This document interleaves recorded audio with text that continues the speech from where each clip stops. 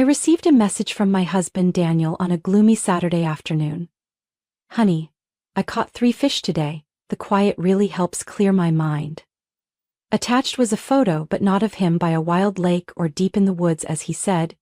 Instead, my phone screen showed him lounging comfortably at a beachfront bar, his arm draped around a young woman with golden blonde hair. Behind them stretched the clear blue ocean and rows of sun lounger. The timestamp on the photo read just 2 minutes ago. That's wonderful, darling. I'm so glad you're finding peace in nature, I replied, my fingers tapping calmly on the screen, though inside it felt like a volcano ready to erupt. Did Daniel think I was stupid? Did he really believe I wouldn't notice such obvious signs? My name is Grace Walker, and until 10 minutes ago I thought I had a happy marriage. But then my colleague Emily rushed into my office, her blue eyes filled with concern. You need to see this, she said, pulling up Brittany Summers' Facebook page in front of me. There, in plain view, was Daniel, the husband with whom I had built a life over the past 10 years. He was supposed to be on a camping trip to relieve work stress, yet he was clearly enjoying a luxurious vacation at a resort with his young secretary. Each photo appeared like a dagger piercing my heart. Them holding hands on sunset walks, sharing romantic candlelit dinners and embracing by the pool. Beneath each image were sickeningly sweet captions, "Finally with my true love" and "No more hiding." Their carelessness was almost a cruel joke. Did Daniel honestly believe he could deceive me without leaving a trace? Oh my God, Grace, I'm so sorry, Emily whispered, her hand gently resting on mine. What are you going to do? I closed my laptop slowly, keeping my composure. Years as a lawyer had trained me to maintain a steady demeanor in any situation. Daniel had no idea that his web of lies was unraveling because his mistress couldn't resist flaunting their secret getaway on social media. He also didn't realize that while he was sipping cocktails by the sea, I already held everything I needed to destroy his world.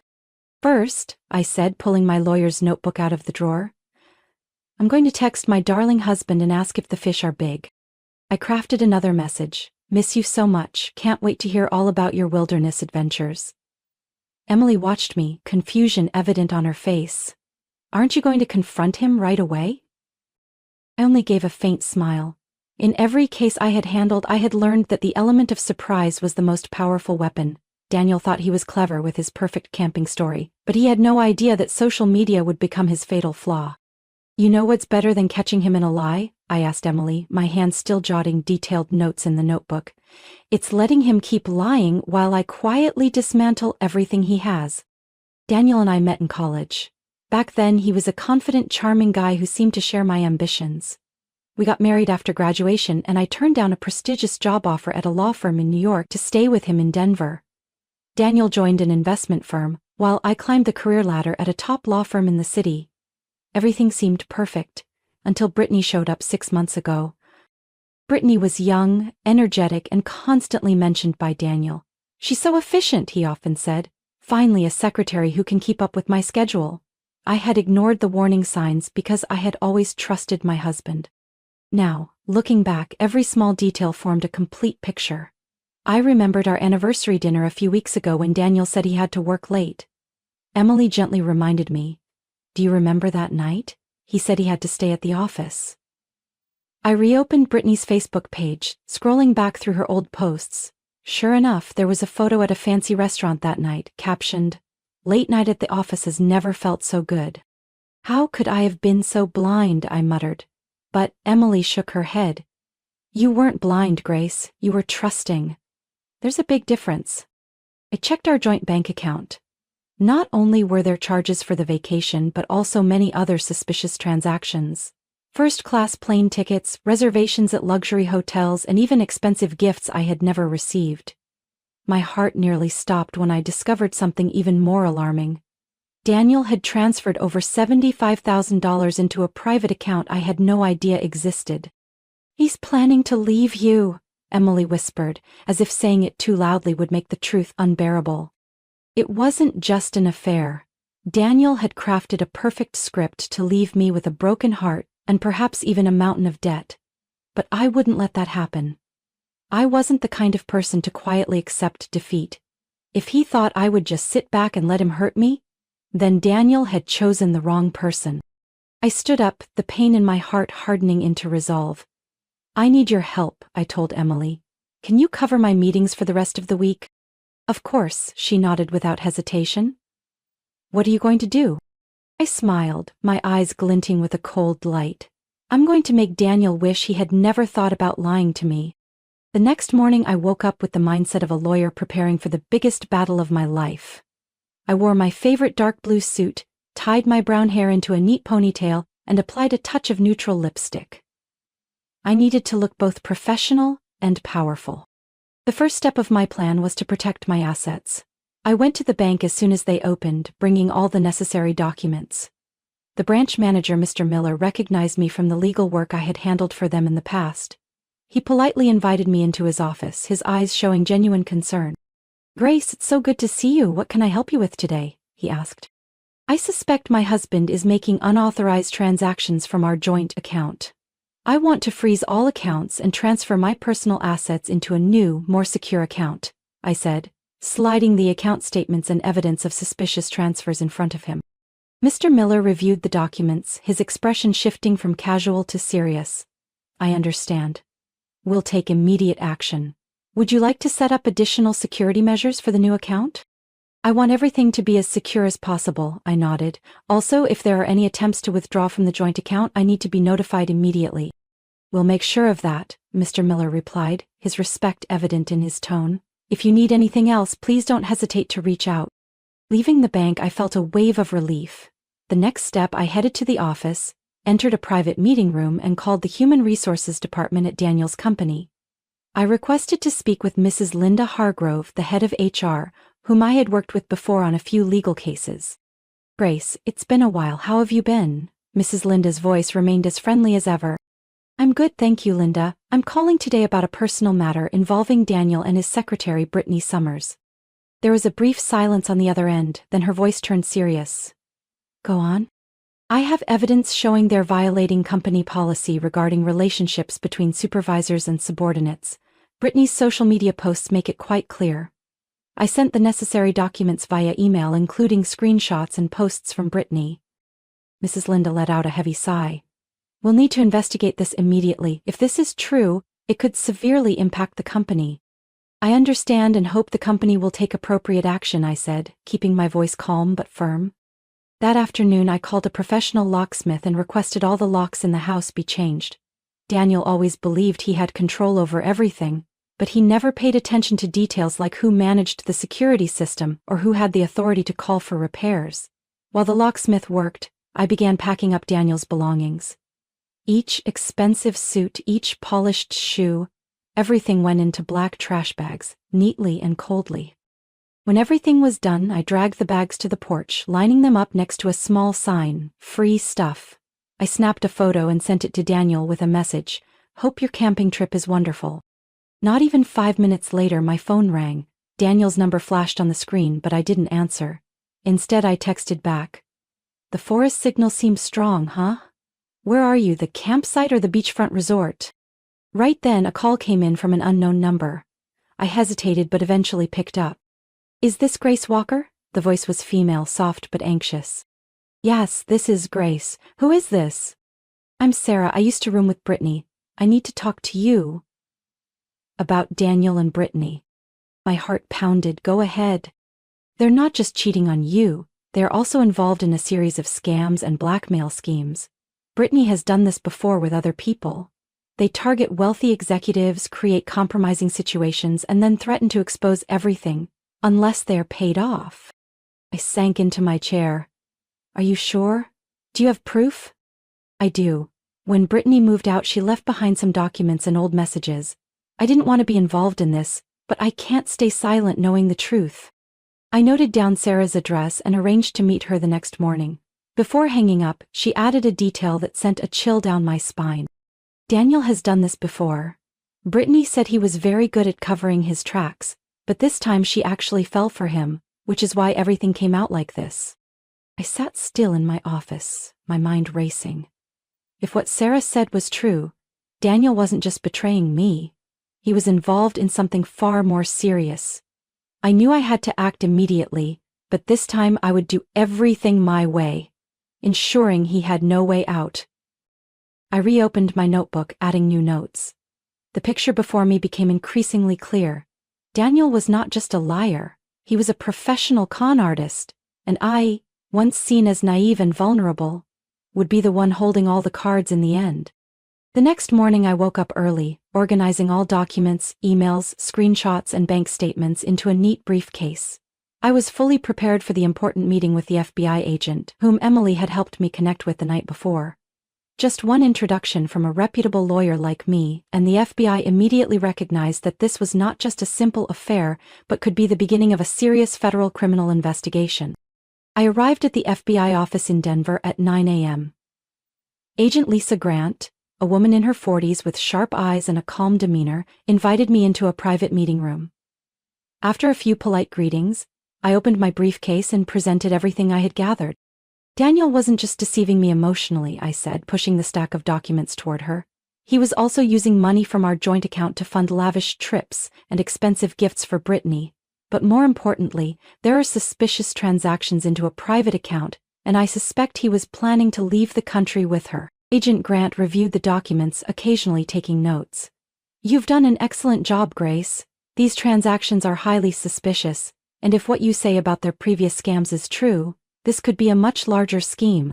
I also have information from Sarah, Brittany's former roommate. She said they had used this tactic to blackmail other executives before, but this time Brittany went off script because she genuinely fell for Daniel, I added. So we might be looking at a series of connected blackmail cases, Agent Grant nodded, her eyes gleaming with the excitement of someone close to solving a big puzzle. We will open an official investigation. Are you willing to cooperate with us? I've been ready since I received my husband's camping text, I replied, a surge of determination rising within me. That very day the FBI began monitoring Daniel's bank accounts and tracking his and Brittany's online activities. They discovered that Daniel had booked a flight to Mexico under a false name and transferred a large sum of money into a foreign account. It was clear he was preparing to flee with Brittany. 3 days later, the FBI informed me that Daniel and Brittany had attempted to leave the country through Los Angeles International Airport. However, as soon as they approached the check-in counter, federal agents appeared. Their entire plan collapsed right then and there.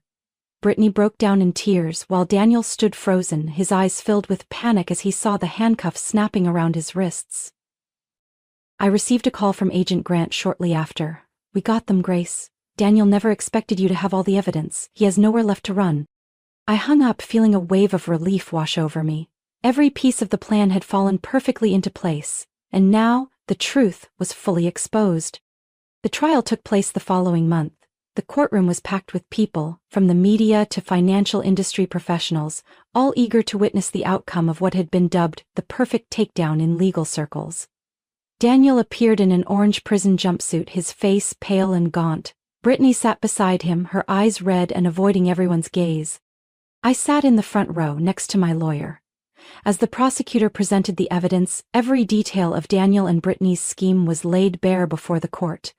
From the shady financial transactions, exchanged emails, to Brittany's social media posts, everything fit together seamlessly to paint the picture of a large-scale fraud scheme. When Sarah took the stand as a witness, she recounted how Brittany had boasted about previous blackmail attempts. Each word she spoke was like a hammer blow, crushing Daniel's weak defense. Finally, the judge sentenced Daniel to 8 years in prison for fraud, embezzlement, and blackmail. Brittany received a lighter sentence of 5 years, as she had cooperated and provided additional information for the investigation. As the judge read the verdict, Daniel looked over at me, his eyes filled with helplessness and despair. But I no longer felt pain or regret. All I felt was a deep sense of peace. I had overcome the hurt, and I had regained control of my life. The months following the trial marked the start of a completely new chapter in my life. I was no longer the Grace Walker of the past, the betrayed, heartbroken, and lost woman.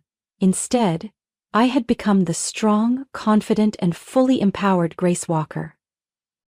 My fraud detection consulting firm, named Integrity Solutions, quickly gained a strong reputation in the industry. Businesses large and small, from startups to multinational corporations, began approaching me to help them establish internal control systems and prevent fraud risks. Time and again, I helped companies uncover sophisticated schemes, from embezzlement to contract manipulation. Each successful case was a testament to my abilities, and more importantly, it helped me affirm my own worth. During a meeting at the office of a large technology company, the CEO said to me, "We've heard about how you handled the situation with your ex-husband. The way you exposed his entire scheme was truly impressive." Those compliments were not only a motivation but also a confirmation that I had turned my pain into real strength. The projects kept coming, and I began building my own team. Emily, my former colleague at the law firm, joined as a legal advisor. She was not only a loyal friend but also a reliable partner. Together we created a professional environment where everyone felt valued and respected. I also invested time in writing and speaking at industry conferences. My book, The Truth in the Shadows: How to Detect Internal Fraud, quickly became a bestseller. On stage at events, I shared my story, not to seek sympathy but to inspire those who had been betrayed or felt lost. I wanted them to understand that every failure can become a stepping stone to success if you know how to stand up and move forward. One autumn afternoon, while sitting in a small coffee shop near my office, a postal worker walked in with a large envelope. "Ms. Grace Walker?" he asked, and when I nodded, he handed me the envelope. One look at the postmark and I knew it was from the prison where Daniel was serving his sentence. I didn't open the envelope. The italicized lines on it could have been an apology, a defense, or even a plea for forgiveness, but to me none of it mattered anymore. I folded the envelope, placed it on the table, and as I got up to leave, I left it there, along with a tip for the server. A chapter had closed, and I didn't need to read its final pages. That evening, I received a message from Sarah, the girl who had helped me uncover the truth about Daniel and Brittany. She had recently moved to Denver and was looking for a stable job. Without hesitation, I invited her to my office the next morning. Sarah appeared more mature than the last time I saw her. The shyness had given way to confidence, though there was still a hint of caution in her eyes. "I heard you're looking to add to your team," she said, her voice gentle yet firm. "Yes," I nodded. "Would you like to give it a try?" Sarah smiled, a bright and genuine smile. "I'd love to. After everything that happened, I also want to contribute to protecting others from similar situations." We sat together sharing stories about the past months. Sarah spoke about her journey, how she overcame her wounds and started anew. I realized that not only had I learned to turn hardships into opportunities, but Sarah was also on that same path. From that day on, Sarah became an integral part of the Integrity Solutions team. She had a unique talent for data analysis and detecting anomalies in financial reports. Together, we continued to help many businesses avoid financial traps and build a transparent, safe work environment. My new life wasn't just about work. I learned to take care of myself, travel to new places, and connect with like-minded people. Each morning, I woke up full of energy and eager to face new challenges. I no longer felt like a victim of the past, but as someone who held the reins of her own future. One day, standing by my office window looking down at the bustling streets, I realized that I had finally found true peace. Not the false peace Daniel once pretended to find in his lies, but the peace that came from the freedom to own my life, to live with truth, and to fear nothing. I had closed the past, not by forgetting it, but by making it a part of my growth journey. From the pain, I had built a new life, a life full of meaning and value. And every day I reminded myself, look how far I've come, and I'm only going further. Grace Walker's story is not just a journey from pain to strength, but a clear testament that every failure can become a springboard to success if we know how to rise.